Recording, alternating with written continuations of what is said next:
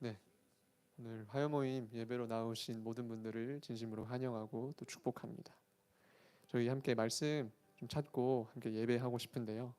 함께 찾아볼 말씀은 마가복음 1장 17절에서 18절까지의 말씀입니다. 마가복음 1장 17절에서 18절까지의 말씀.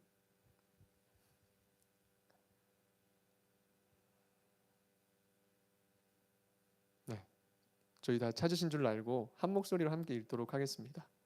예수께서 이르시되 나를 따라오라. 내가 너희로 사람을 낚는 어부가 되게 하리라 하시니 곧 그물을 버려두고 따르니라. 아멘. 이 오늘의 말씀의 배경이 되는 때는 예수님께서 갈릴리 해변을 거니시다가 물고기 잡고 있는 베드로와 그 동생인 안드레를 보시고 주님께서는 가까이 가셔서 그들을 부르십니다. 부르심의 내용은 저희가 너무 잘 알고 또 익히 아는 말씀의 내용인데, 너희가 익숙했던 그 그물을 내려놓고 나를 따라오너라. 내가 너희를 사람 낚는 어부 되게 하겠다라고 말씀하시는 오늘의 본문의 내용입니다.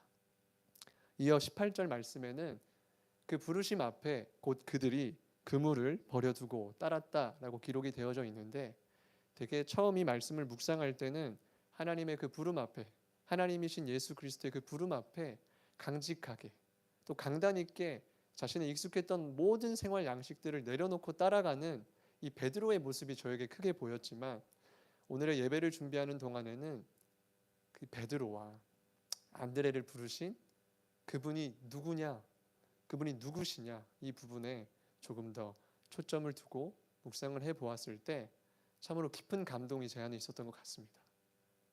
이 말씀을 뒤이어 함께 살펴보면 알듯이 베드로 그의 어떠한 성정과 성품 또 기질은 하나님이신 그 예수 그리스도와 함께 동행하기에는 턱없이 부족하고, 그에게 이렇다 할 만큼 자랑할 용모도 없다라는 것을 우리는 너무도 잘 압니다. 빈번한 어떠한 실패와 그의 못 이기는 화로 인하여서 때때로 예수 그리스도께서 말씀하시는 그 내용 앞에 그가 가로막기도 하는 어떠한 걸림돌로도 서게 되는 그의 모습을 우리는 확인할 수 있죠. 그럼에도 불구하고 예수님께서는 이 베드로를 통하여서 내가 너를 사람 낚는 어부 되게 하겠다고 말씀을 하시는 것이죠. 저희 시간 함께 좀 기도하실까요? 하나님께서는 오늘 이 가운데 모인 우리 각 사람 한 사람을 있는 모습 그대로 불러주시는 줄 믿습니다. 그리고 우리를 부르시고, 하나님은 내가 바라보지 못하는 나의 귀중한 면을 바라보시며 이같이 말씀해 주시죠. 내가 너를 사람 낚는 어부 되게 하겠다. 너를 부른 내가 너와 함께 걷겠다. 이같이 말씀하여 주십니다. 여러분, 오늘 우리를 부르시는 그 예수님의 초청 앞에 겸손히 반응하지 않으시겠습니까?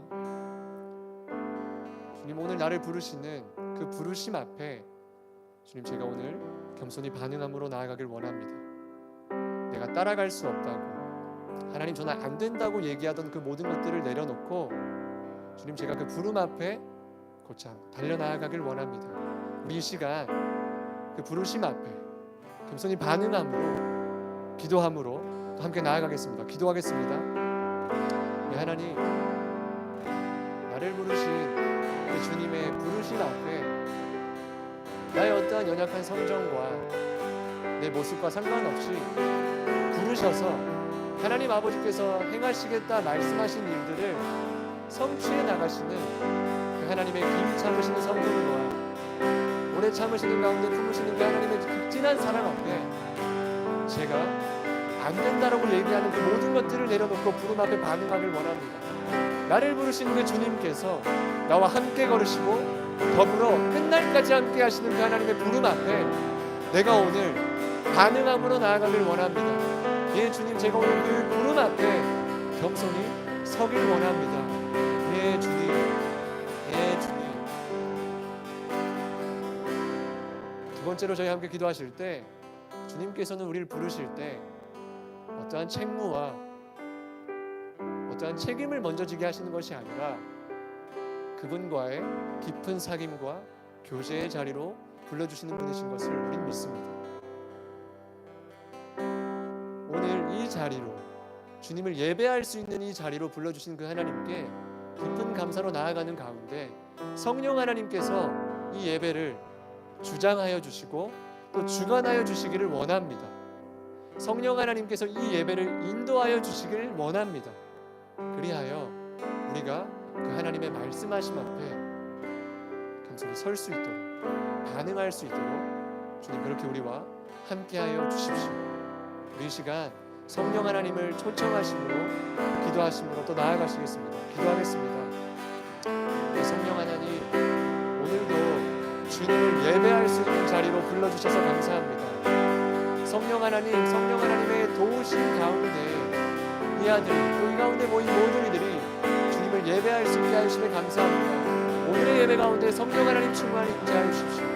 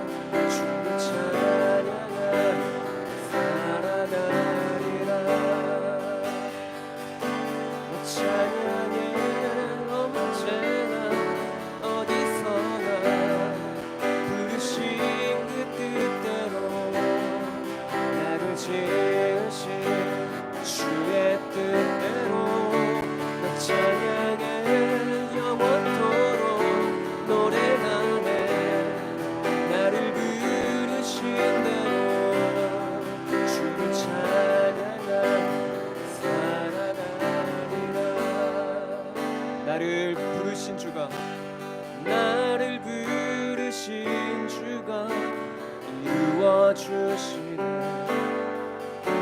잠시 넘어지더라도 잡아주시네. 나의 걸어가는 길을 동행하시네. 자라 생각했던 삶 함께 하셨네. 나 찬양해, 나 찬양해.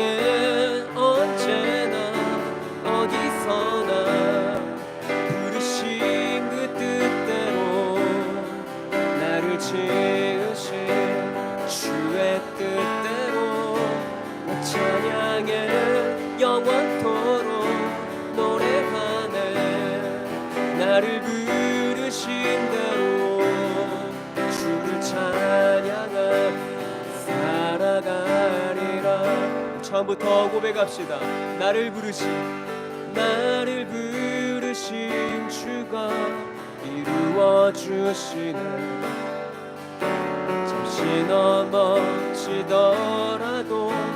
잡아주시네. 나의 걸어가는 길을 동행하시네. 자라 생각했던 삶을 함께가. 한 번 더 나를 부르신 주가, 나를 부르신 주가 이루어 주시네. 잠시 넘어지더라도 잡아주시네. 나의 걸어가는 길을 동행하시네.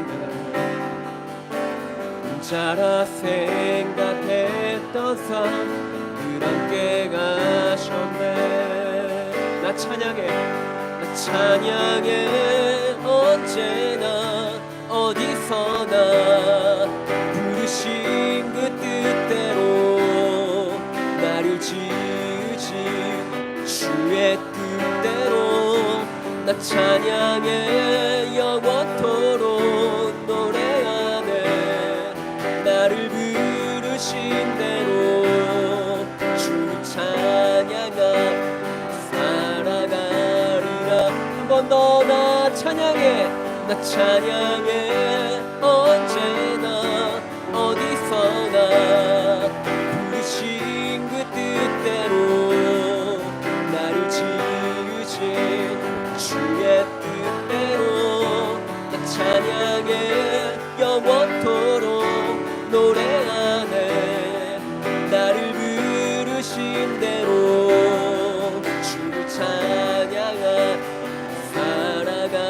한 번 더 고백합시다. 나 찬양해, 나 찬양해. 언제나 어디서나 부르신 그 뜻대로 나를 지으신 주의 뜻대로 나 찬양해. 영원토록 노래하네. 나를 부르신 대로 주를 찬양하며 살아가리라. 나의 평생에 단 한 가지 소원, 주의 아름다우심 사랑 노래하는 것. 나의 왕 되신 주님의 얼굴 구하며 주 사랑 안에 머물러 사랑 노래합니다. 한 번 더 나의 평생에 단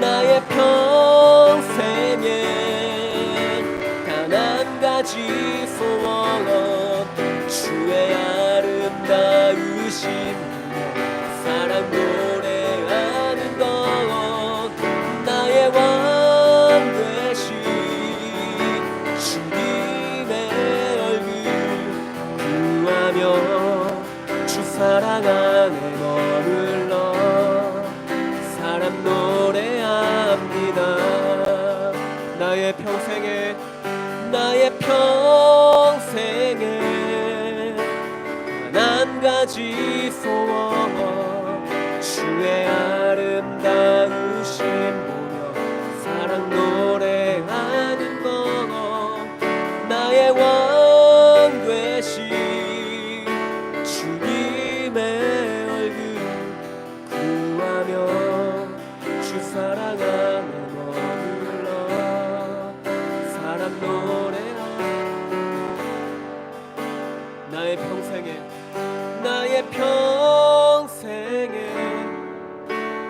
한 가지 소원, 주의 아름다우심 보며 사랑 노래하는 것.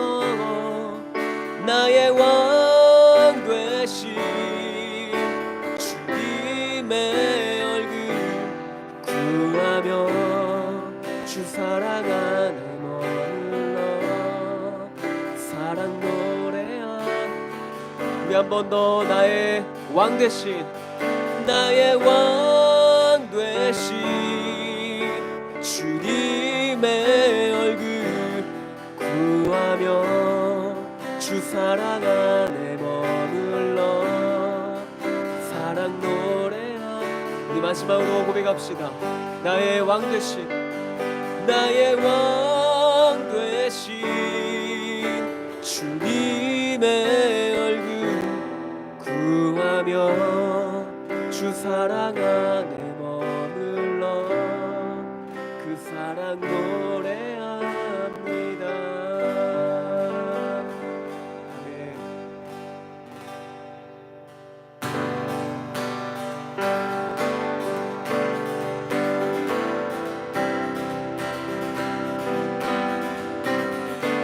우리가 시간 주님의 임재를 사모하시면서 우리 함께 주님의 그 선하심을 고백하며 나아가십시다. 주님의 임재 안에, 주님의 임재 안에 주의 선하심 생각하네. 나 이제 잠잠히 주의 음성 듣기 원하네. 걸음 공에 신실하신 주 구원자 치료자 나의 친구 내 주 되신 주 찬양하리. 내 주 되신 주 경배하리. 내 주 되신 주 찬양하리. 예수 주님의 임재 안에, 주님의 임재 안에 주의 선하신 생각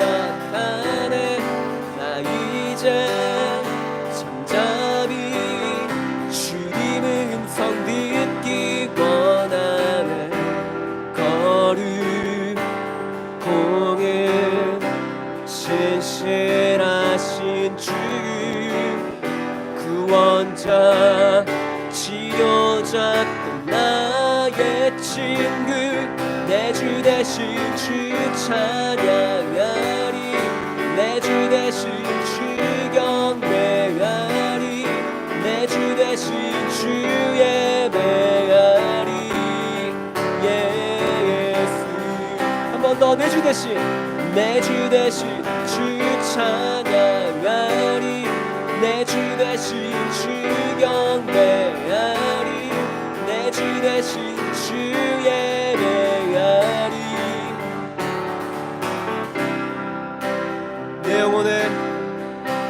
내 영혼에 주의 약속 주의 사랑 영원합니다 영원해 한 번 더 내 영혼에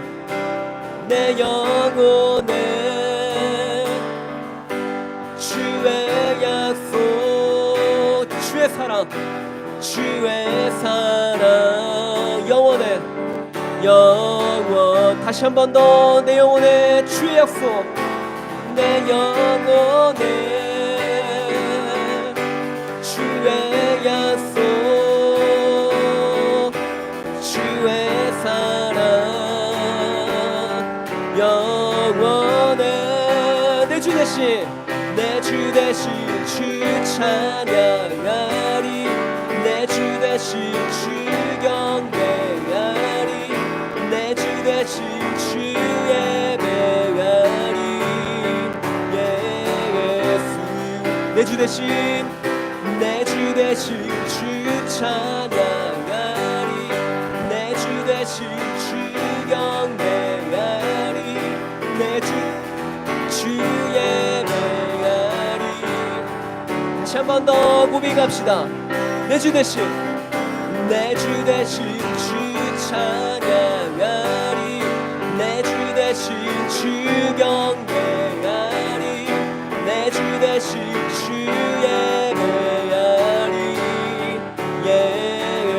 다시 한 번 더 내 주 대신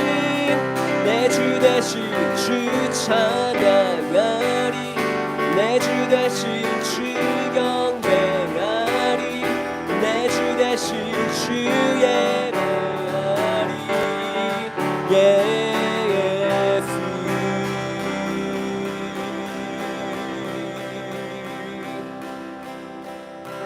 내 주 대신 주 찬양하리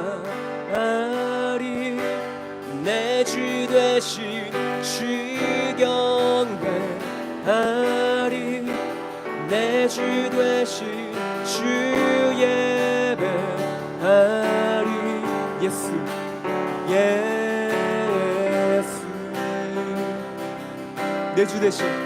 내 주 대신 주 찬양하리 내 주 대신 주 경배하리 내 주 대신 주 예배하리 예수 내 주 대신 주 찬양하리 내 주 대신 주 경배하리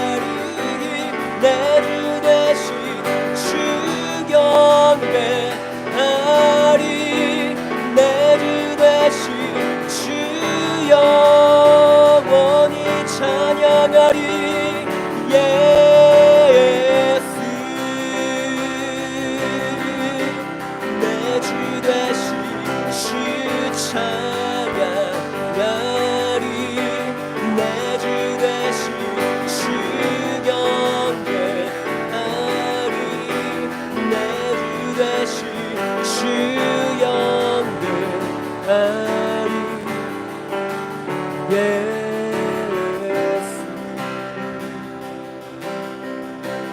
내 주 되신 주 찬양하리 내 주 되신 주 경배하리 내 주 되신 주 예배하리 오 예수 내 주 되신 내 주 되신 주 찬양하리 내 주 되신 주 경배하리 내 주 되신 주 예배하리 영원히 예수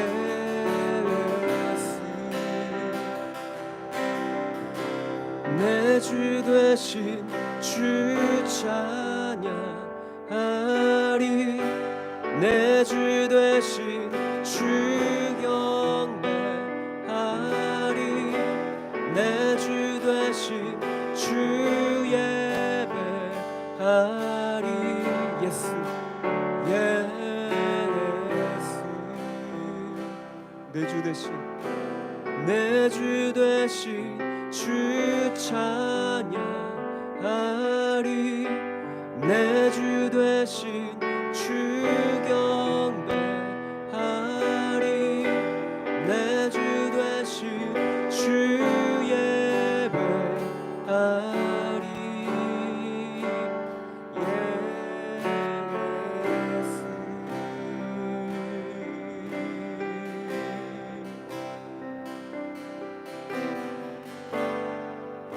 예수 주님의 임재를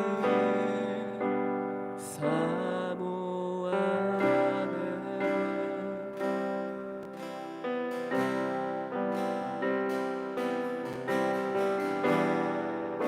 주님의 마음을 담기 원하네 고백합시다 영원한 생명의 강물 영원한 생명의 강물 목마름 없네 날 회복해 영원한 생명의 말씀 부족함 없네 날 자유케 다시 한 번 더 고백합시다 주님의 임재를 사모합니다 주님의 임재를 사모하네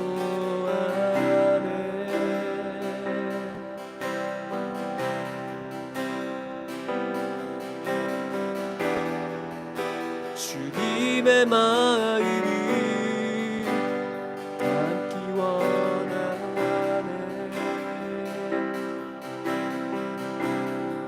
주님의 은혜를 사모하네 주님의 은혜를 사모하네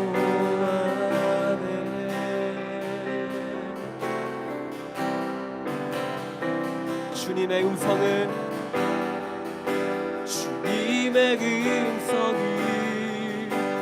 듣기 원하네 고백합시다 영원한 생명의 강물 목마름 없네 날 회복해 영원한 생명의 말씀 부족함 없네 날 자유케 우리 함께 고백합시다 달려가리 나 달려가리 주께 달려가리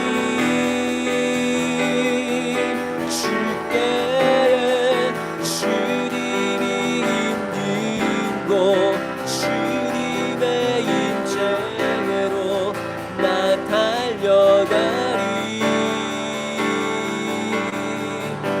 더 달려가리. 나 달려가리. 주께 달려가리.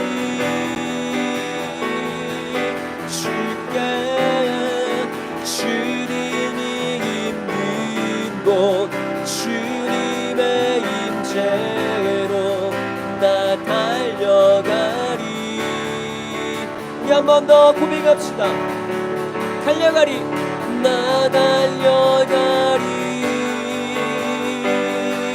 주께 달려가리. 주께 주님이 있는 곳 주님의 임재로 나 달려가리. 나 달려가. 나 달려가리. 주께 달려가리. 주께 주님이 있는 곳 주님의 임재로 나 달려가리. 영원한 생명의 강물, 영원한 생명의 강물, 목마름 없네 날 회복해. 영원한 생명의 말씀, 부족함 없네 날 자유. 우리 한 번 더. 영원한 생명의 강물, 영원한 생명의 강물, 목마름 없네 날 회복해. 영원한 생명의 말씀, 부족함 없네 날 자유케 해. 고백합시다. 나 달려가리. 나 달려가리. 주께 달려가리. 주께 주님이 있는 곳 주님의 임재로 나 달려가리. 예 주님 나 달려가. 나 달려가리. 주께 달려가리. 주께 주님이 있는 곳 주님의 임재로 나 달려가리.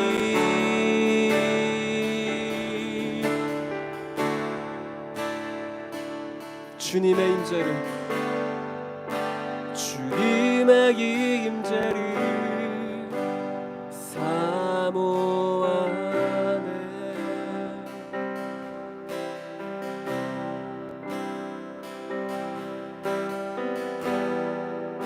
주님의 마음을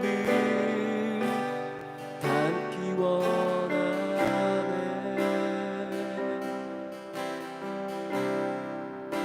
주님의 음성을, 은혜를 사모합니다.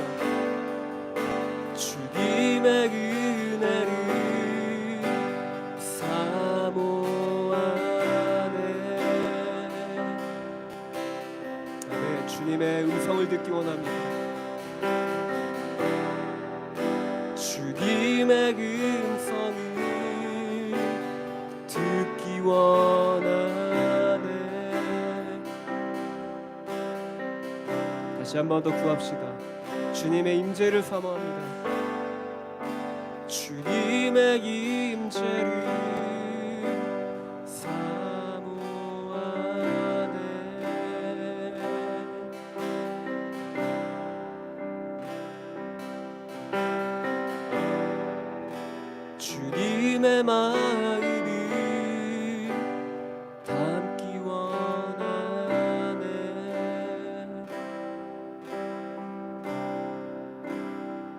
주님의 은혜를 사모하네. 주님의 은혜를 사모하네.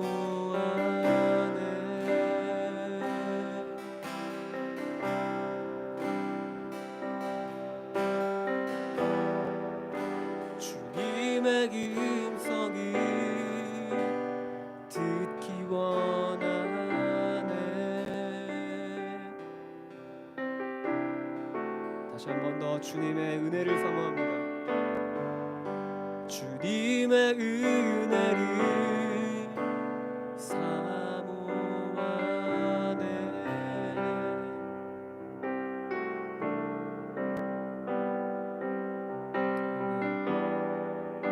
주님의 음성을 듣기 원하네.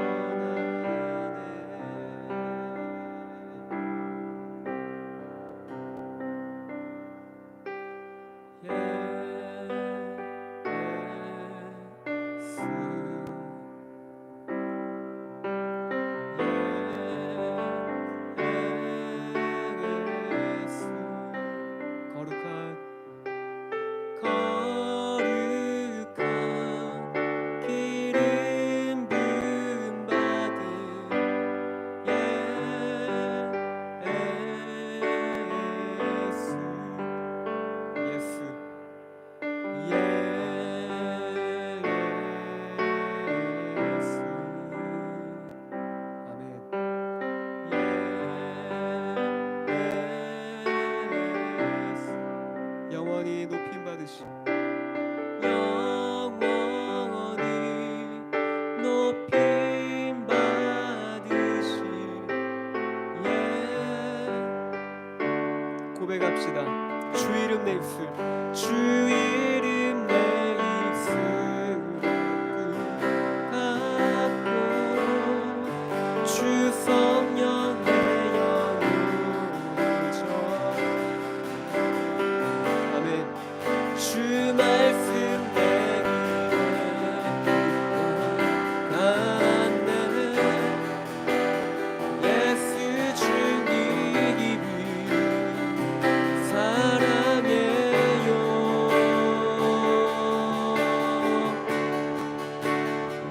예수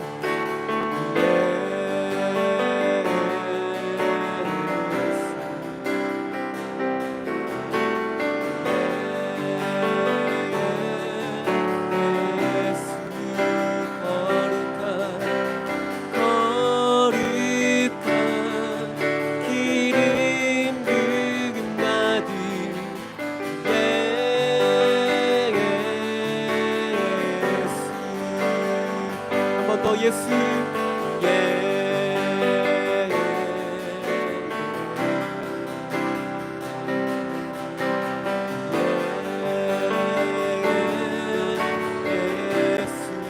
영원히 높임 받으실 영원히 높임 받으시 주 이름 내 입술에 주 이름 내 입술 갖고 주 성령 내 영혼 적시 아멘.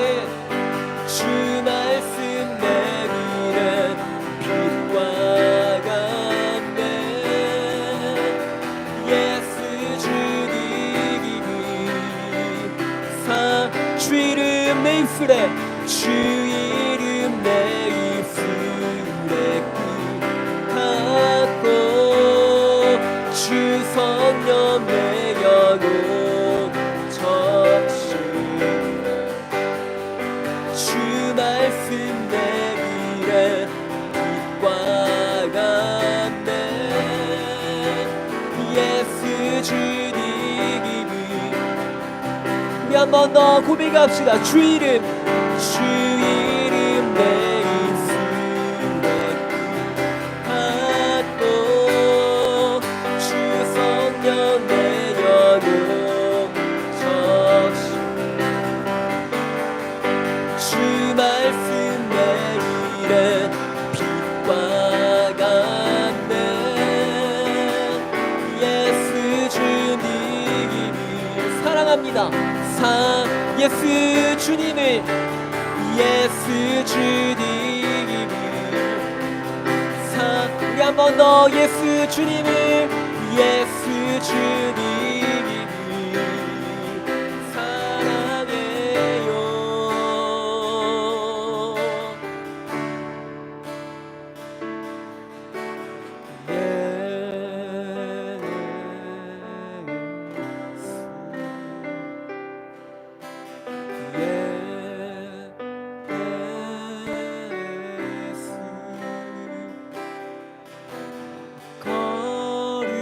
거룩한 기름 부음 받은 예수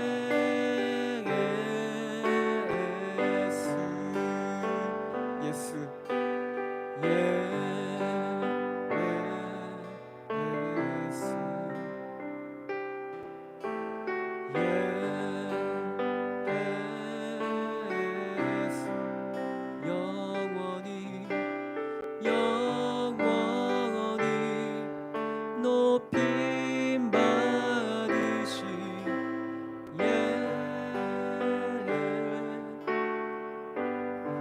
다시 한 번 더 고백합시다. 예수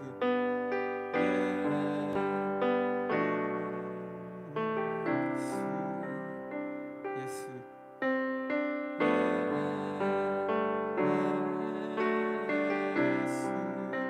거룩한 기름 부음 받은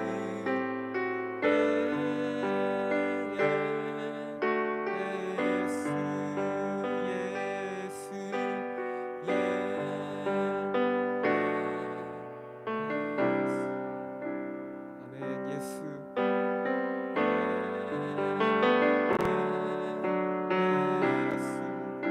영원히 높임 받으신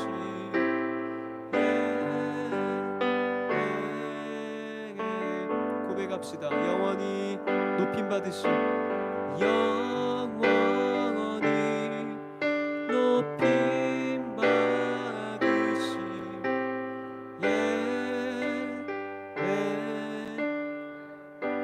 영원히 높임 받으신, 영원히 높임 받으신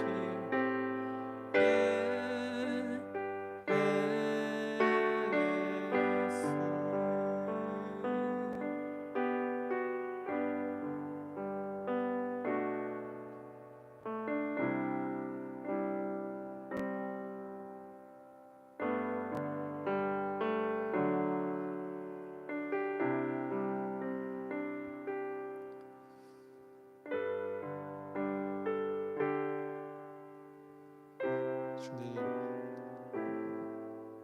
우리의 찬양들보다 또 우리의 많은 일보다 우리를 더욱 사랑하여 주시는 그 주님께 오늘도 그 하나님을 향한 사랑의 고백을 할 수 있게 하여 주심에 감사합니다.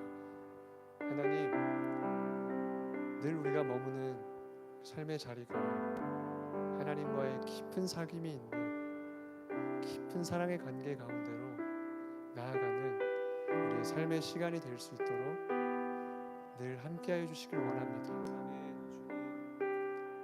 우리의 이 모든 찬양을 주님 기뻐 받아주시고 이후에 이어질 모든 순서 가운데서도 아버지께서 홀로 영광 받아주시길 원합니다.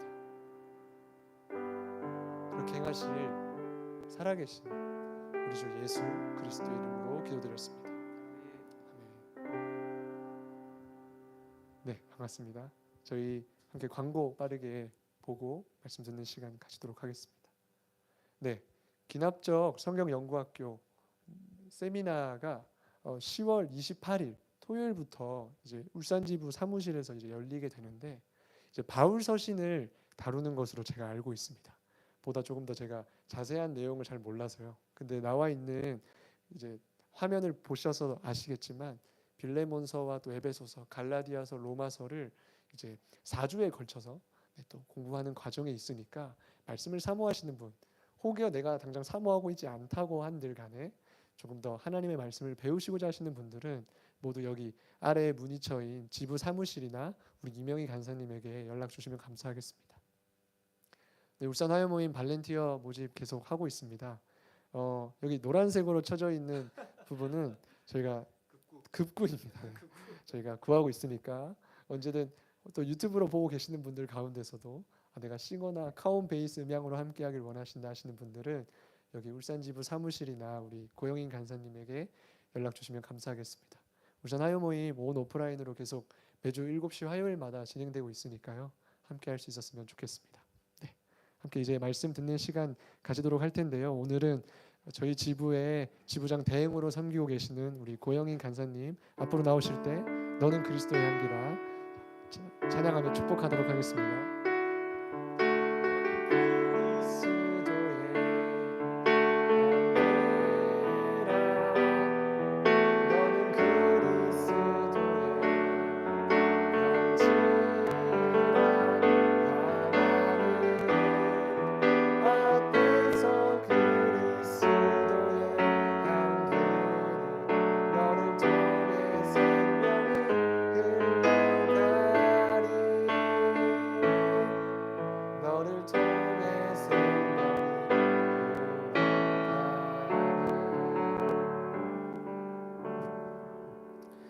네, 말씀 함께 찾고 싶습니다. 요한복음 말씀이고요.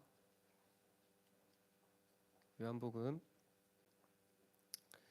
11장 말씀 함께 보시겠습니다. 11장 조금 절이 좀 긴데 17절부터 27절까지 말씀 함께 보고 싶습니다. 네. 사실 제 욕심 같아서는 11장 전체를 보고 싶은데 그러면 이제 성경 봉독하다가 끝나잖아요, 설교가. 그래서 이제 그렇게는 못하고 요한복음 11장 17절부터 27절까지 17절부터 27절 요한복음 11장 17절부터 27절까지 말씀을 저와 여러분이 한 목소리로 다 같이 좀 길지만 그래도 한 목소리로 저희가 함께 읽어보도록 하겠습니다. 함께 읽겠습니다. 예수께서 와서 보시니 나사로가 무덤에 있은지 이미 나흘이라. 베다니는 예루살렘에서 가깝기가 한 오리쯤 되매 많은 유대인이 마르다와 마리아에게 그 오라비의 일로 위문하러 왔더니 마르다는 예수께서 오신다는 말을 듣고 곧 나가 맞이하되 마리아는 집에 앉았더라. 마르다가 예수께 여짜오되 주께서 여기 계셨더라면 내 오라버니가 죽지 아니하였겠나이다. 그러나 나는 이제라도 주께서 무엇이든지 하나님께 구하시는 것을 하나님이 주실 줄을 아나이다. 예수께서 이르시되 내 오라비가 다시 살아나리라. 마르다가 이르되 마지막 날 부활 때에는 다시 살아날 줄을 내가 아나이다. 예수께서 이르시되 나는 부활이요 생명이니 나를 믿는 자는 죽어도 살겠고 무릇 살아서 나를 믿는 자는 영원히 죽지 아니하리니 이것을 내가 믿느냐. 이르되 주여 그러하외다. 주는 그리스도시요 세상에 오시는 하나님의 아들이신 줄 내가 믿나이다. 아멘. 요즘 제 고민은 매주 돌아오는 화요 모임 설교에 대체 어떤 말씀을 전해야 될까? 이것이 제 사실 솔직한 고백입니다. 단위 사역의 리더일 때는 한 달에 한 번 정도만 제가 말씀을 전하면 됐었기 때문에 지금보다는 좀 더 말씀을 준비할 수 있는 여유가 있었어요.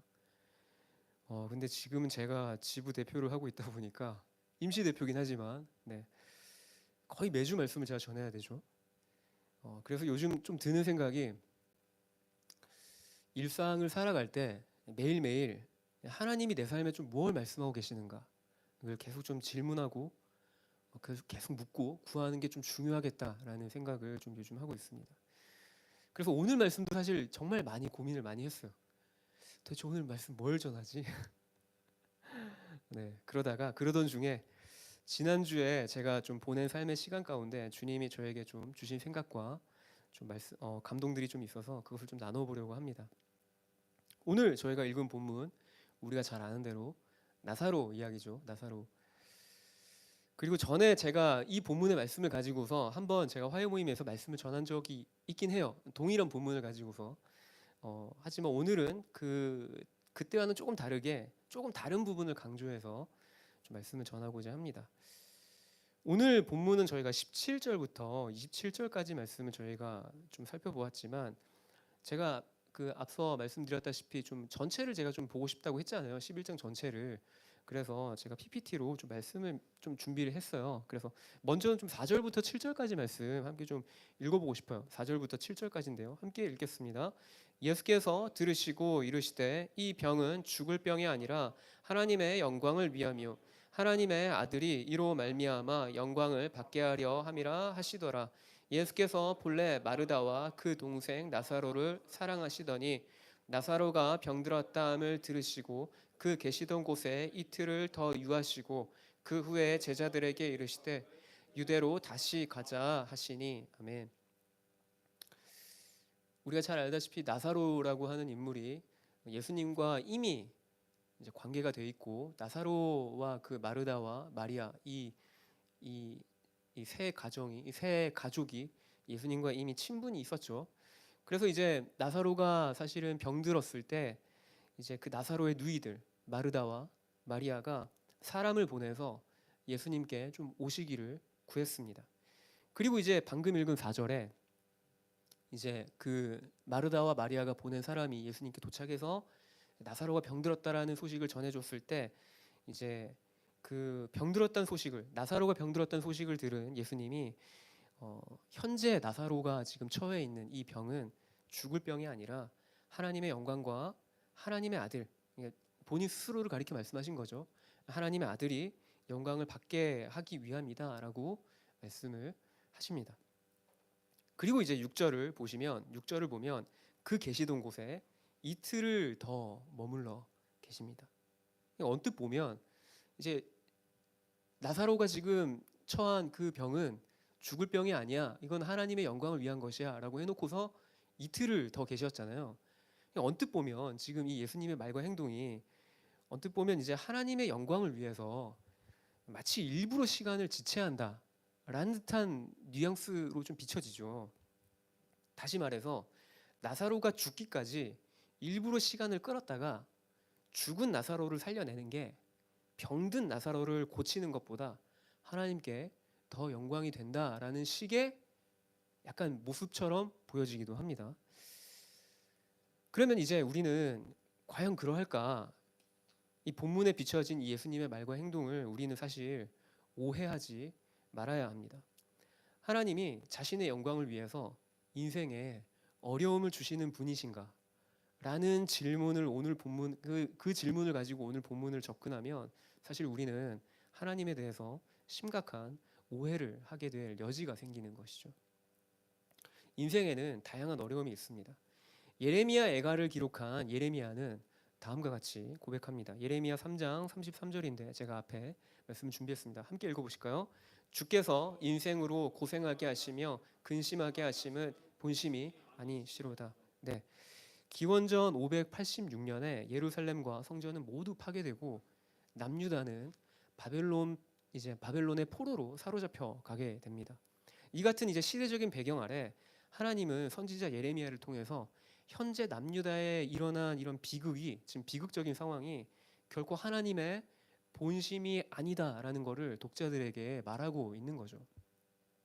사실 역사적으로 남유다는 그 예루살렘 성전이 파괴되어졌을 때 엄청난 충격이었어요. 왜냐하면 그들 안에 시온 사상이라는 게 있었거든요. 우리에게는 하나님을 모시는 예루살렘 성전이 있어.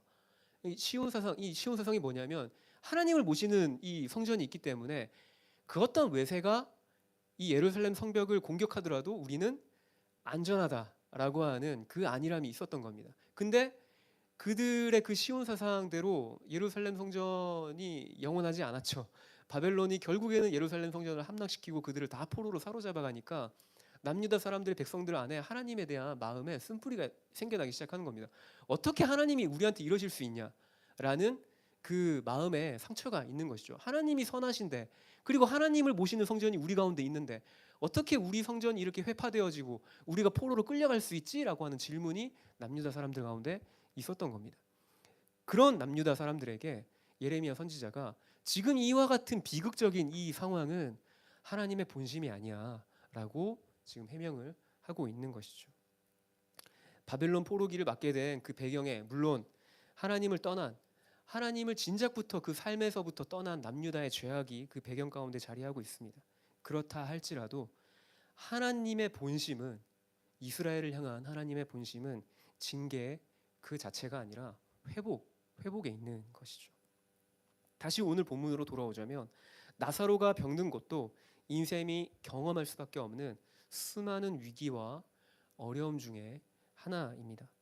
예수님이 나사로가 병든 것이 하나님과 예수님 자신의 영광을 위한 것이다 라고 말한 것을 통해서 우리는 하나님의 성품을 오해하지 말아야 합니다.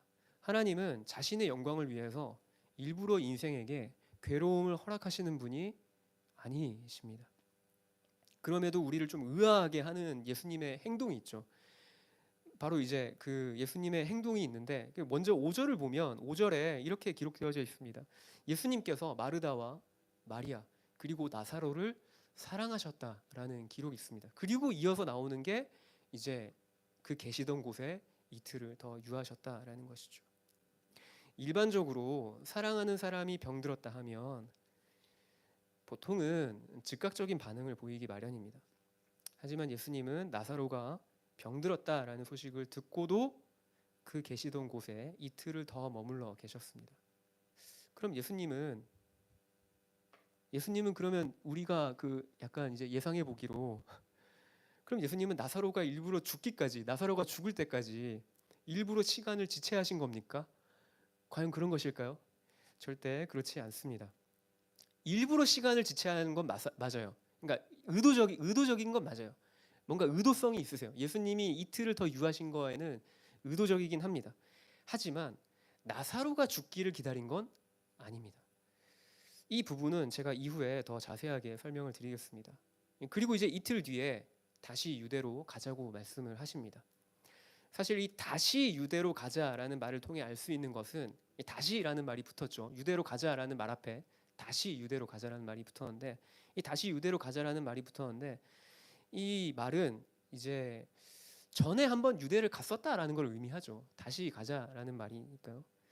이때 이제 제자들의 반응도 이것을 좀 증명해주고 있습니다. 8절, 네, 8절의 본문을 좀 띄워주시면 저희가 함께 읽어보겠습니다. 8절입니다. 함께 읽겠습니다.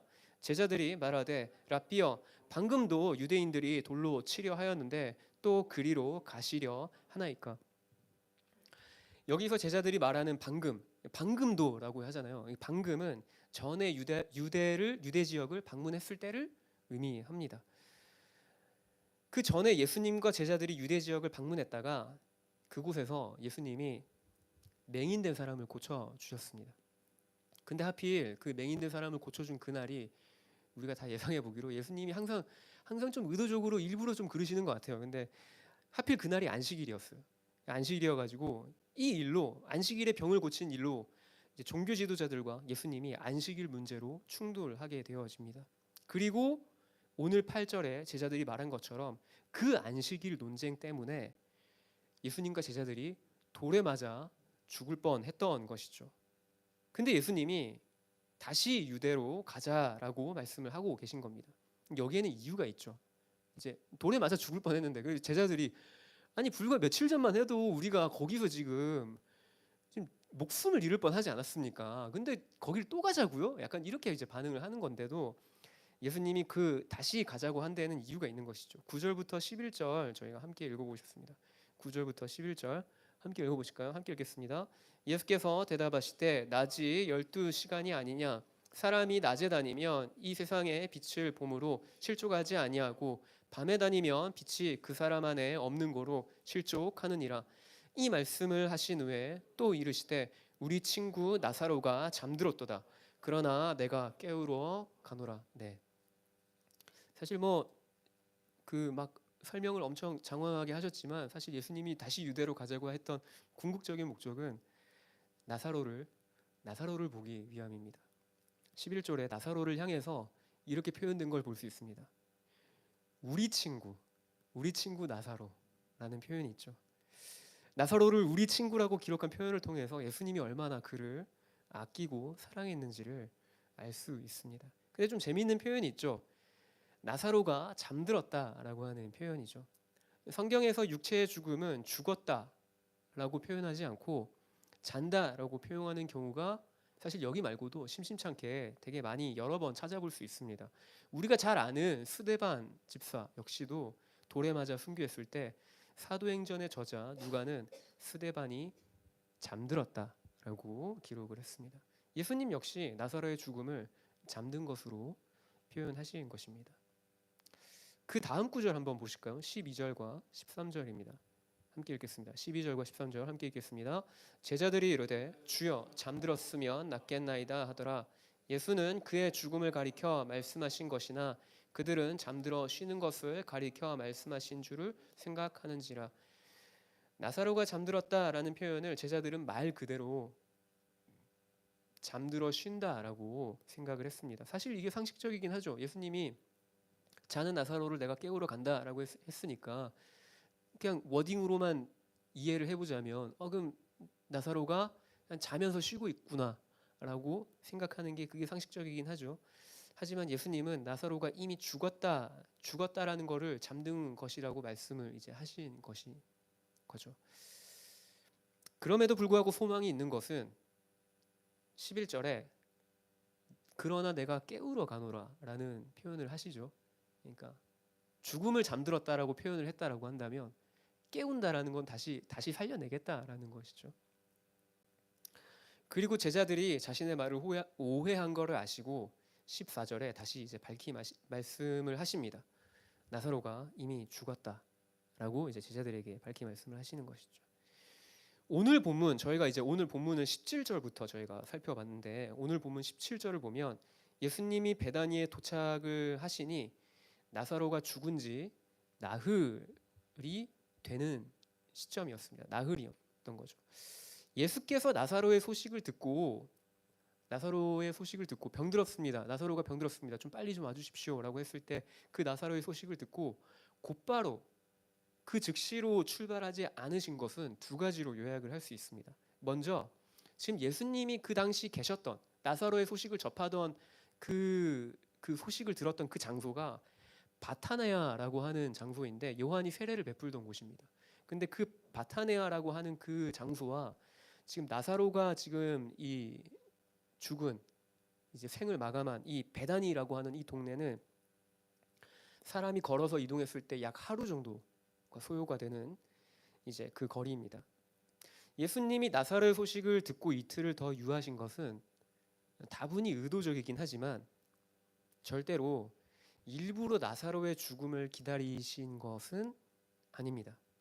예수님이 그 계시던 곳에 이틀을 더 유하셨고 그리고 베다니에 도착을 해보니 나사로가 죽은 지 나흘이었죠. 그럼 답은 간단합니다. 예수님이 곧장 출발했다고 가정을 해봅시다. 이 소식을 듣자마자 출발했다고 가정을 해봅시다. 예수님이 나사로의 소식을 듣자마자 출발을 하셨어도 나사로가 죽은 지 이틀째에 비로소 베다니에 도착을 하십니다. 물리적으로 베다니와 예수님이 계셨던 곳의 거리가 도무지 나사로가 생존해 있을 때를 맞출 수 없는 거리였던 것이죠. 추정해 보기로는 예수님이 나사로의 병든 소식을 들었을 때 사실 병든 소식을 들었을 때 그때 이미 나사로는 이미 사망을 했을 것입니다. 나사로의 누이가 보낸 사람이 예수님께 오는데 걸리는 시간이 약 하루인 것을 생각을 해보면 예수님이 나사로의 소식을 접했을 때 이미 나사로는 죽었다라는 것을 계산해 볼 수 있는 것이죠. 그러면 왜 하필 이틀을 더 머무셨을까요? 하루 더 있다 가실 수도 있고 아니면 뭐 말 그대로 즉각적으로 가실 수 있죠. 이미 죽었어도 이미 그냥 그래 가자라고 하실 수 있는 거잖아요. 단순히 나사로가 이미 죽었기 때문에 서두를 필요가 없었던 것일까를 질문해 보면 이건 역시도 일반적이진 않습니다. 보통 우리가 중요한 사람 혹은 우리가 아끼는 사랑하는 누군가의 부고를 들으면 지체하지 않고 달려가는 그것이 상식입니다. 나사로가 이미 죽었다 하더라도 사랑하는 사람을 잃은 유족의 상실감과 아픔을 하루라도 빨리 가서 위로하는 게 그게 보통 우리의 보편적인 모습이지 않습니까? 그리고 사실 예수님은 그보다 더한 것도 행하실 수 있는 능력을 가지신 분이시죠. 그렇기 때문에 굳이 이틀을 지체할 이유가 있으셨을까를 질문해 볼 필요가 있는 것이죠.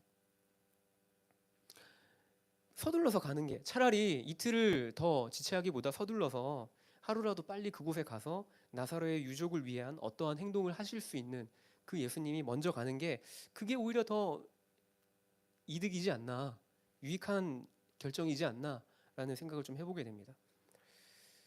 제가 앞서 예수님이 일부러, 그러니까 의도적으로 일부러 이틀을 지체했다라고 했는데 여기에는 근데 당시 1세기 당시에 유대인의 사고와 문화를 좀 이해할 필요가 있습니다. 뭐냐면 전통적으로 유대인들은 사람이 죽으면 그 죽은 사람의 영혼이 자신의 시신의 주변을 3일간 맴돌다가 떠나간다라고 생각을 했습니다. 유대인들의 보편적인 그 사고가 그러했습니다. 그래서 사람이 죽은 지 3일 이내에는 다시 소생할 가능성이 있다라고 여겼던 것이죠. 물론 이제 죽은 사람이 다시 살아나는 게 흔한 일은 아니에요. 죽은 사람이 다시 살아나는 거를 기대하는 건 아닌데 그래도 종종 성경에 그 구약의 여러 많은 능력 있는 선지자들이 이제 죽은 사람을 다시 일으킨 그 역사들이 있지 않습니까? 그렇기 때문에 가능성을 따져본다라고 했을 때는 3일 정도면은 능력 있는 누군가가 와서 이 죽은 사람을 다시 일으킬 수 있는 가능성이 있다라고 여겼던 게 3일이었던 거예요. 근데 이제 중요한 거는 근데 이제 사람이 죽은 지 3일이 지나게 되면 3일까지는 가능성이 있는데 뭔가 진짜 능력 있는 하나님의 사람이 와가지고 이렇게 사람을 다시 살려낼 가능성은 3일 정도는 있는데 3일이 지나게 되면 생명의 주인 즉 야훼 하나님 여호와 하나님이 역사하지 않는 한 그러니까 오로지 진짜 전적인 여호와 하나님의 그 개인만 빼놓고 그냥 그 어떤 능력 있는 선지자가 오더라도 그 어떤 경우에라도 다시 살 수 없다라고 여겼던 것이 그 당시 유대인의 그 사고였던 것이죠. 오늘 본문에 등장하는 마르다 그리고 마리아 그리고 나사로의 장례에 온 손님들 모두가 다 그렇게 생각을 하고 있었습니다. 오늘 본문 21절부터 24절까지 말씀 제가 앞에 본문의 내용을 좀 준비했는데요. 21절부터 24절까지 한번 읽어보실까요? 함께 읽겠습니다. 마르다가 예수께 여짜오되 주께서 여기 계셨더라면 내 오라버니가 죽지 아니하였겠나이다. 그러나 나는 이제라도 주께서 무엇이든지 하나님께 구하시는 것을 하나님이 주실 줄 아나이다. 예수께서 이르시되 내 오라비가 다시 살아나리라. 마르다가 이르되 마지막 날 부활 때에는 다시 살아날 줄을 내가 아나이다. 네. 마르다는 나사로가 병으로 죽어가고 있을 때 먼저는 이렇게 얘기하죠. 나사로 곁에 예수님이 계셨더라면 나사로가 즉 내 오라버니가 죽지 않았을 것이다 라고 아쉬움을 토로합니다. 근데 이것과는 좀 대조적으로 마르다는 이렇게 얘기하는 거죠. 그러니까 내 오라버니가 아직 숨이 붙어 있을 때 그때 예수님이 좀 계셨더라면 그러면 아마 내 오라버니는 죽지 않았을 텐데라는 아쉬움을 지금 피력하고 있는 거잖아요. 근데 이와 대조적으로 예수님은 어떻게 얘기하시냐면 15절에 예수님은 다음과 같이 말씀하십니다. 예수님의 하신 말씀을 함께 읽어보실까요? 함께 읽겠습니다. 내가 거기 있지 아니한 것을 너희를 위하여 기뻐하노니 이는 너희로 믿게 하려 함이라. 그러나 그에게로 가자 하시니. 네, 이것은 이제 아직 베다니에 도착하시기 전에 제자들에게 하신 말씀입니다. 내가 거기 있지 아니한 것, 즉 베다니에 있지 아니한 것을 너희를 위해 기뻐한다라고 지금 이야기하고 있는 것이죠. 주목해서 좀 보고 싶은 거는 그 앞전에 우리 읽었던 본문에 예수님께서 마르다에게 이렇게 얘기하시죠. 너의 오라비가 다시 살아나리라 라고 얘기하시죠. 근데 좀 주목해 보고 싶은 거는 나사로의 부활을 그렇게 직접적으로 말씀하셨음에도 불구하고 마르다는 그것을 당장에 이루어질 일로 여기기보다는 마지막 날 부활의 때에 이루어질 것으로 이해를 했다라는 것입니다. 너 오라비가 살아날 거야 라고 했지만 마르다는 마지막 날 부활 때에는 다시 살아나겠죠 라고 반응을 했다라는 것이죠. 근데 이거는 마르다만 그랬던 게 아닙니다. 마르다만 그랬던 게 아니라 그와 형제된 마리아도 그랬고 그 장례에 온 모든 유대인들이 다 그와 같은 생각을 하고 있었던 것입니다. 31절부터 37절까지의 말씀을 저희 한번 보고 싶습니다. 31절부터 37절까지. 오늘 좀 본문의 내용을 좀 넘어가서 31절 함께 읽겠습니다. 마리아와 함께 집에 있어 위로하던 유대인들은 그가 급히 일어나 나가는 것을 보고 곡하러 무덤에 가는 줄로 생각하고 따라가더니 마리아가 예수 계신 곳에 가서 배웠고 그 발 앞에 엎드려 이르되 주께서 여기 계셨더라면 내 오라버니가 죽지 아니하였겠나이다 하더라. 예수께서 그가 우는 것과 또 함께 온 유대인들이 우는 것을 보시고 심령에 비통이 여기시 불쌍히 여기사 이르시되 그를 어디에 두었느냐 이르되 주여 와서 보옵소서 하니 예수께서 눈물을 흘리시더라. 이에 유대인들이 말하되 보라 그가 그중 어떤 이는 말하되 맹인의 눈을 뜨게 한 이 사람이 그 사람은 죽지 않게 할 수 없었더냐 하더라. 아멘. 마리아 역시 사실 마르다와 같은 반응을 보이죠. 마르다가 예수님께 아쉬움을 토로했던 거는 예수님이 우리 오라버니 숨이 넘어가기 전에 그 현장에 나사로의 그 곁에 계셨더라면 이라고 했던 그 아쉬움이 있었잖아요. 마르다 역시 마찬가지입니다. 마르다 역시 주님이 여기 계셨더라면 내 오라버니 죽지 않았을 것인데 라는 것이죠. 그리고 마리아가 우는 것을 보고 함께한 유대인들이 같이 웁니다. 예수님은 이것을 비통하게 여기셨습니다. 예수님 역시도 눈물을 흘리시죠. 그렇지만 예수님의 눈물은 단순히 사랑하는 사람을 잃은 상실감과 슬픔 때문만은 아닙니다. 물론 예수님이 나사로를 사랑하셨기 때문에 나사로의 죽음을 두고 물론 그 마음에 그리고 또 함께 모인 사람들의 그 슬픔에 공감은 하셨을 겁니다. 예수님 역시도. 하지만 그것이 전부는 아니다라는 것이죠. 예수님의 눈물은 조금 의미가 다릅니다. 심지어 예수님은 지금 나사로를 다시 살려내기 위해 지금 이 베다니에 오셨잖아요. 그렇기 때문에 단순히 나사로의 죽음이 슬퍼서 울었다고만은 볼 수 없는 것이죠. 왜냐하면 곧 다시 살려낼 거니까요. 그럼 예수님은 무엇을 비통하게 여기셨고 무엇을 불쌍하게 여기셨냐라는 것입니다. 사람이라고 한 존재는 본래 영원한 존재로 창조되었습니다. 그러나 아담의 죄로 인해서 사망이 들어오고 죄의 권세 아래 굴복하여 살아가야 하는 것이 인생이 돼버린 것이죠. 우리가 죄 아래 있음을 증명해 주는 것이 바로 죽음입니다. 누구도 여기에서 예외일 수 없습니다. 근본적으로 죄인으로 태어나 죽음을 경험해야 하는 인생을 보시면서 그것이 너무나도 비통하고 불쌍하셨던 것입니다. 내가 본래 너희를 창조할 때는 이렇게 죽어야 할 존재로 창조하지 않았는데 라는 거죠. 죄의 권세에 매여 살아갈 수밖에 없는 인생의 한계를 두고 예수님은 비통하게 여기셨습니다. 예수님은 나사로를 다시 살려내기 위해 그 자리에 오셨는데도 마르다와 마리아를 비롯해 그곳에 있는 유대인들은 그 예수님조차 나사로를 구원할 수 없다라고 여겼습니다. 우린 이 같은 유대인의 사고와 관점에서 이 11장에 그 예수님이 하신 말씀 가운데 4절과 15절을 해석을 해야 하는 겁니다. 4절과 15절 말씀을 제가 앞에 띄웠는데 한번 함께 읽어보실까요? 먼저 4절부터 함께 읽겠습니다. 예수께서 들으시고 이르시되 이 병은 죽을 병이 아니라 하나님의 영광을 위하며 하나님의 아들이 이로 말미암아 영광을 받게 하려 함이라 하시더라. 15절도 함께 읽겠습니다. 내가 거기 있지 아니한 것을 너희를 위하여 기뻐하노니 이는 너희로 믿게 하려 함이라. 그러나 그에게로 가자 하시니. 마르다와 마리아 그리고 나사로의 죽음을 슬퍼하는 모든 사람들이 사실 나사로의 부활을 기대하지 않았습니다. 왜냐하면 나사로가 죽어갈 때 그 현장에 예수님이 계시지 않았기 때문입니다. 부재하고 계셨죠. 예수님이 심지어는 이틀을 더 지체하고 나흘이 돼서야 오셨어요.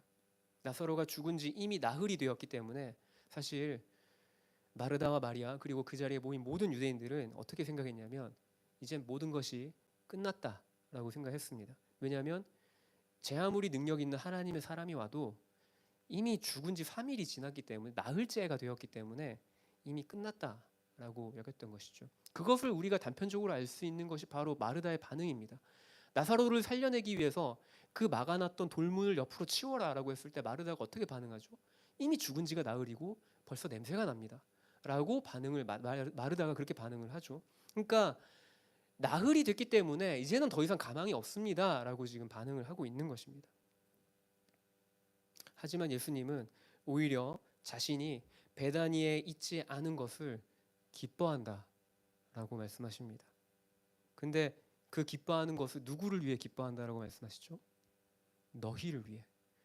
예수님 본인 스스로를 위해서가 아니라 너희를 위해 내가 기뻐한다 라고 말씀을 하십니다.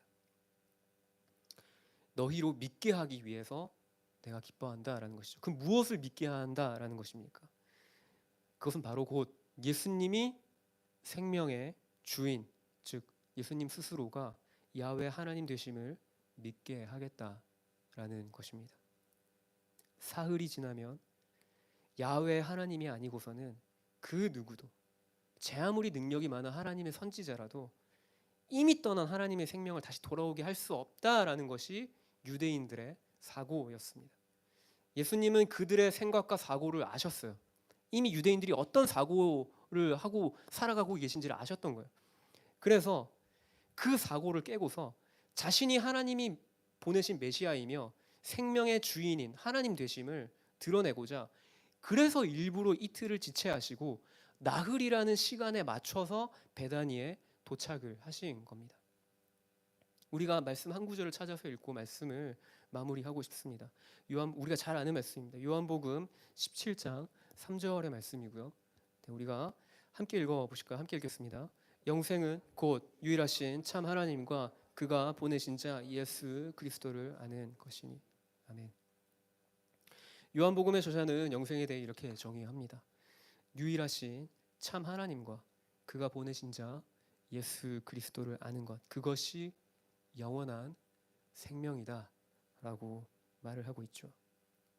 나사로의 죽음을 두고 유가족들과 많은 사람들이 슬퍼했지만 예수님은 그보다 더 근본적으로 죄의 저주 아래 죽음의 권세를 이기지 못한 인생을 불쌍히 여기시며 눈물을 흘리셨습니다. 하지만 우리에게 부활의 소망이 되시며 영원한 생명의 주인 되신 이가 계십니다. 그 이가 바로 오늘 본문에 등장하는 예수 그리스도이시다라는 것이죠. 참 하나님과 예수 그리스도를 아는 것, 그것이 영원한 생명입니다. 나사로는 예수님으로 인해 다시 살았지만, 우리가 결말을 알죠. 나사로가 다시 살게 되죠. 다시 살았지만 부활한 나사로의 육체 역시 또다시 한 번 더 죽음을 맞이할 수밖에 없어요. 그것이 인생이에요. 하지만 그 나사로의 부활은 이후에, 진정으로 나사로가 이 이후에 진정으로 영원한 생명을 누리게 될 것에 대한 청사진으로, 상징적으로 나사로의 부활이 그곳에 있는 모든 사람들 가운데 보여지고 드러나게 되어지고 경험되어진 것입니다. 저와 여러분에게도 동일한 소망이 있는 줄로 믿습니다. 그래서 우리가 이 시간 함께 좀 기도했으면 좋겠습니다. 예수님이 우리의 영원한 생명의 주인 되신 것을 다시 한 번 더 우리가 좀 믿음의 눈을 들어 바라보길 소망합니다.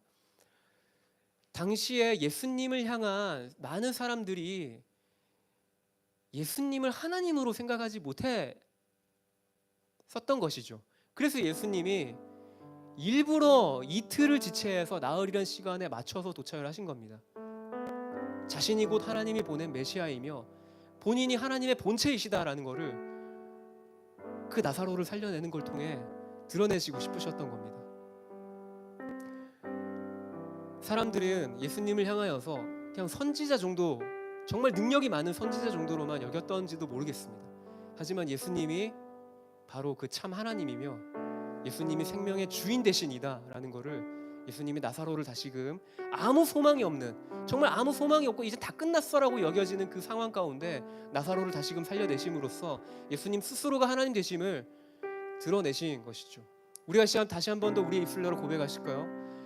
혹시 여러분 삶 가운데 소망이 없게 여겨지는 어떤 삶의 영역이 있습니까? 그렇다 할지라도 우리의 생명의 주인 되신 이가 누구이십니까? 예수 그리스도이시죠. 우리의 신앙 고백은 오직 예수님을 통하여서만 우리가 구원을 얻는다라는 것이죠. 그것은 단순히 우리의 영적인 구원만을 의미하지 않습니다. 우리의 어떤 보내고 있는 우리의 삶의 육체적인 어떤 삶의 어떤 상황과 환경 가운데에도 주님이 우리의 구원 되심을 우리가 믿음의 눈으로 바라보며 나아가길 소망합니다.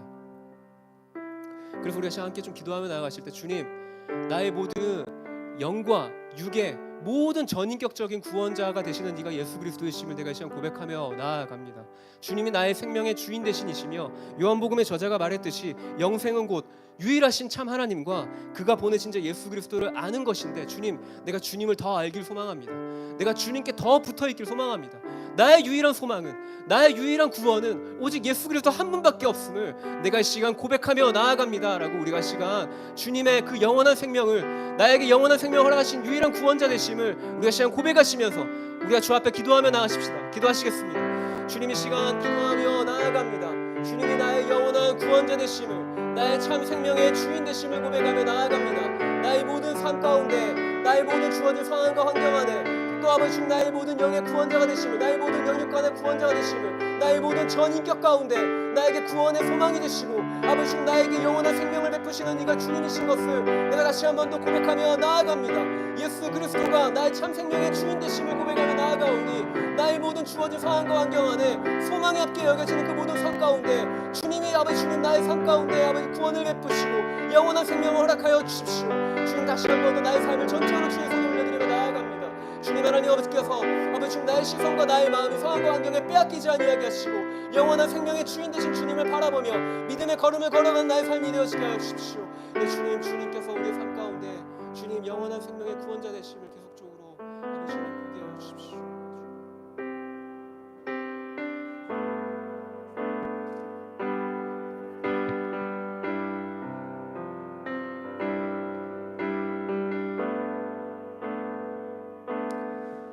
말씀을 좀 기억하시면서 함께 찬양하실까요? 영원한 사귐에, 영원한 사귐에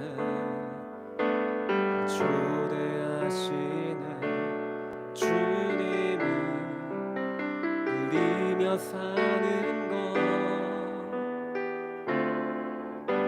날 지으신 대로, 날 부르신 대로 주님과 함께 걷는 삶, 이것이 영원한 삶, 이것이 영원한 삶, 참 하나님과 그 아들 아는 삶, 이것이 영원한 삶, 이것이 영원한 삶, 내가 주 안에 주는 내 안에 늘 거하는 삶. 우리 한 번 더 영원한 사귐에, 영원한 사귐에 날 초대하시네 주님을 누리며 사는 것, 날 지으신 대로, 날 부르신 대로 주님과 함께 걷는 삶, 이것이 영원한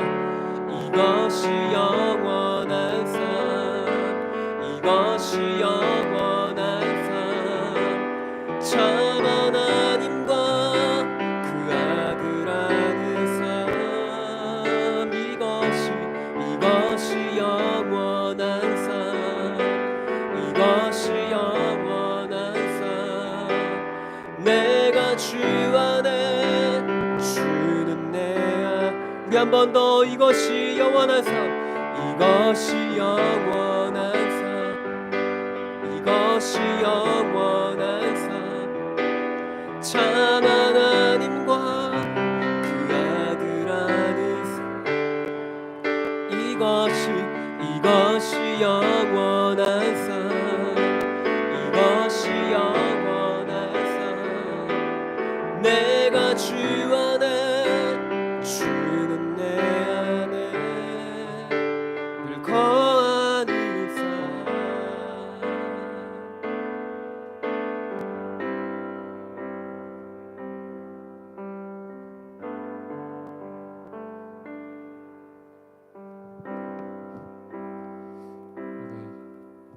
이 시간 함께 중보하는 시간 갖고 싶습니다. 저희 뉴스를 통해서 또 접하셨겠지만 현재 지금 이스라엘과 또 팔레스타인이 가자 지구에서 지난 7일 그때로부터 분쟁 이후 이제 전쟁이 발발한 상태입니다. 그로 인해서 각국에 1,500여 명의 사상자와 또 1,000명 정도의 부상자가 속출해 나오고 있는 상황이라고 합니다.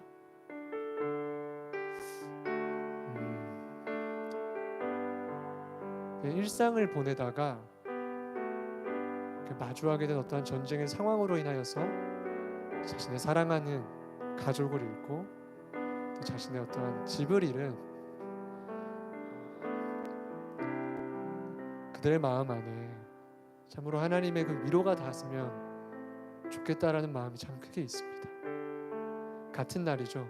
7일에 또 아프가니스탄에서는 6.3 규모의 지진으로 인하여서 2,400여 명 가량의 사상자가 나왔다고 합니다. 참으로 최근 이 뉴스만을 봐도 참 혼란스럽다 라는 걸 참 많이 느낍니다. 이러한 때에 우리가 정말이지 할 수 있는 게 기도밖에 없지만 온 힘을 다해 해야 하는 것이 기도라는 것을 우리가 잊지 않길 원합니다.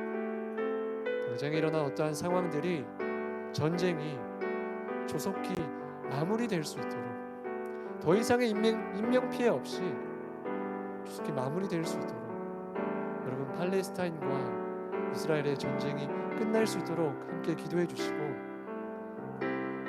아프가니스탄에서 일어난 그 지진의 현장이 빨리 복구되어 다시 삶의 터전 가운데 살아갈 수 있도록 이 두 가지를 두고 저희 함께 기도하심으로 나아가시겠습니다. 기도하겠습니다. 그래 주님 이 시간 기도하며 나아갑니다. 주님 이 시간 아버지 하나님 간절히 기도합니다. 하나님 팔레스타인과 이스라엘에서 전쟁으로 인하여서 아버지 하나님 많은 일어나고 있는 전쟁 가운데 그래서 아버지 하나님 부상자가 성취로 나아가고 있는 상황 어느 중보다 성과 주님의 속삭하고 주님은 중보하는 그 아버지의 마음을 알아주는 하나님 아버지 기도합니다. 아버지 하나님 그 전쟁의 발발의 결정 가운데서 주님께서 주님의 손을 기능하심으로 아버지 하나님 그 전쟁의 상황을 조속히 끝내주시고 더 이상 인명 피해 없이 아버지 하나님 이 상황이 호전될 수 있도록 아버지 하나님께서 개입하여 주시고 우리를 더욱 지켜보호하여 주시길 원합니다. 아버지 하나님 아프가니스탄에서 일어난 그 지진 피해를 인해서 해결하는 것이 아니라 평화적인 방법으로 그들을 위로하여 주시고 주님 하나님 은혜를 베풀어 주십시오. 아프가니스탄 가운데도 주님 긍휼을 함께 하시고 그곳에 아버지 주님 지진으로 말미암아서 많은 아버지 주님 희생자들의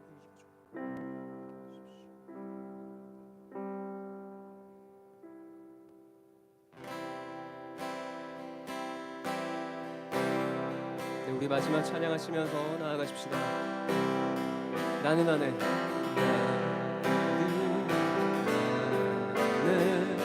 내가 살아가는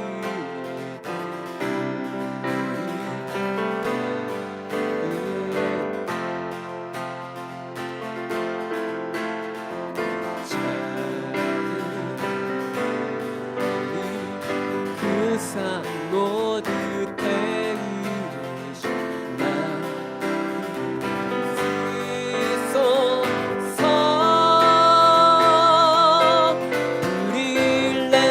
주소서 내게 성령의 불이 죽어진 영혼 살릴 수 있도록 나를 태워 주소서 제단 위에 나 드리리 열방에 불러 세우소서 주발 앞에 시를 벗고 기도해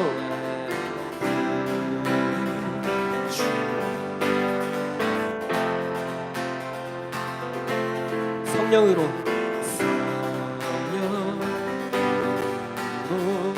염다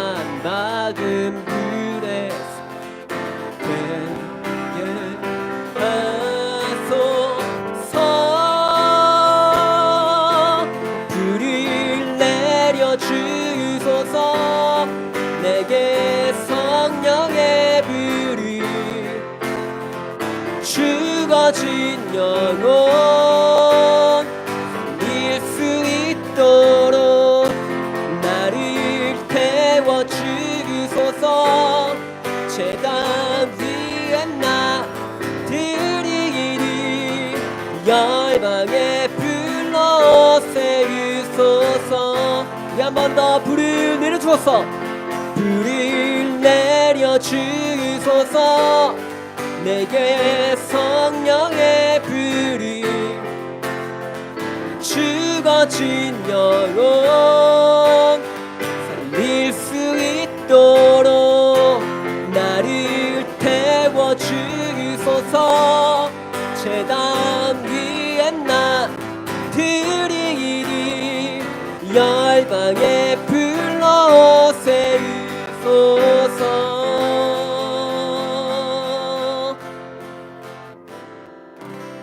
네, 모든 화용을 마쳤습니다. 저희 다음 주에 동일한 시간에 저희 찾아뵙도록 하겠습니다. 사랑하고 축복합니다.